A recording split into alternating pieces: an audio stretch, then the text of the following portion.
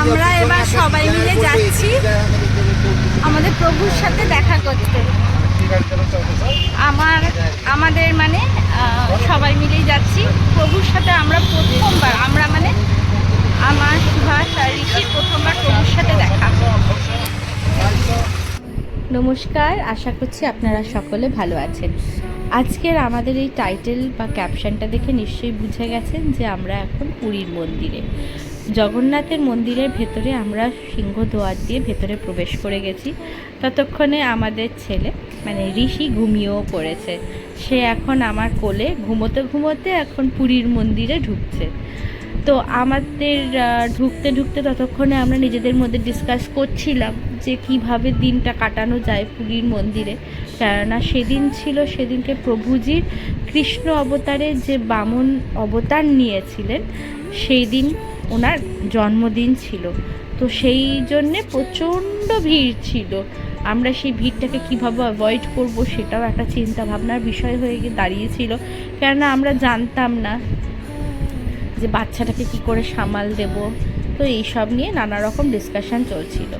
তারপরে যাই হোক পুজো টুজো দিয়ে আমরা ভালোভাবে খাওয়া দাওয়া করে পুরী মন্দিরে চাতালে বসে প্রভুকে ভালো করে একবার না দুবার দর্শন করে বেরোলাম।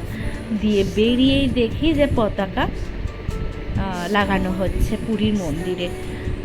সেটা দেখে মানে গায়ে রীতিমতো কাটা দিচ্ছিল, আর দু চোখ বয়ে শুধু জল বেরিয়েই যাচ্ছিল যে প্রভু এটা তুমি আমায় কি দেখাচ্ছ। একটা অদ্ভুত দৃশ্য।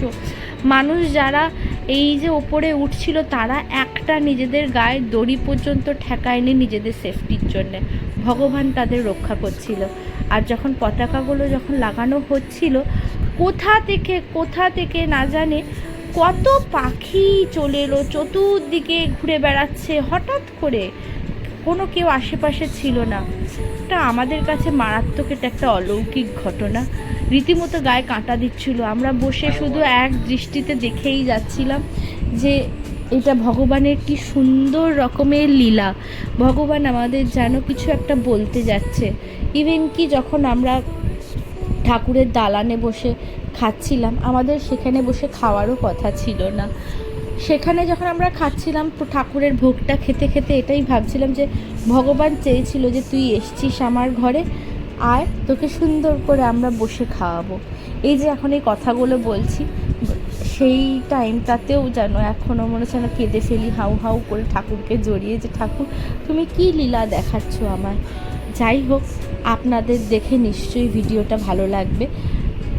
যাদের ভিডিওটা ভালো লাগবে অবশ্যই লাইক কমেন্ট শেয়ার করতে ভুলবেন না। আর সবার নিজের মনোবাঞ্ছা সবাই ভগবানকে জানান। ঠাকুর সবার কথা শোনেন, কারুককে ফেরায় না। আমাকেও ফেরায়নি, আপনাদেরও ফেরাবে না। সবাই যাতে সুস্থ থাকে, ভালো থাকে, এটাই প্রভুর কাছে আমি বারে বারে প্রার্থনা করি। সবার মধ্যেই ভিডিওটা ছড়িয়ে দিন, যাতে প্রভুর প্রত্যেকের ঘরে ভালোভাবে মনের মধ্যে থাকতে পারে। পরিষ্কার পরিচ্ছন্ন মনের মধ্যে যাতে সবার মনে থাকে। আশা করছি ভিডিওটা আপনাদের ভালো লেগেছে। ভালো লাগলে অবশ্যই লাইক করে দেবেন। Till then, tata. ভিডিওটা দেখতে থাকুন।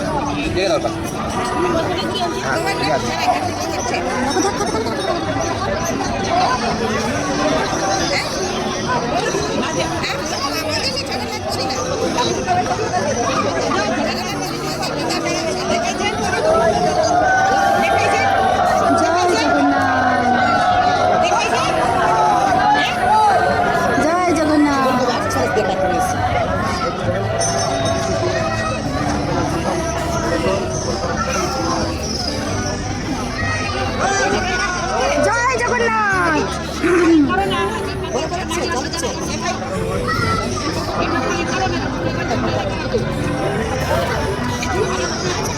রাস্তা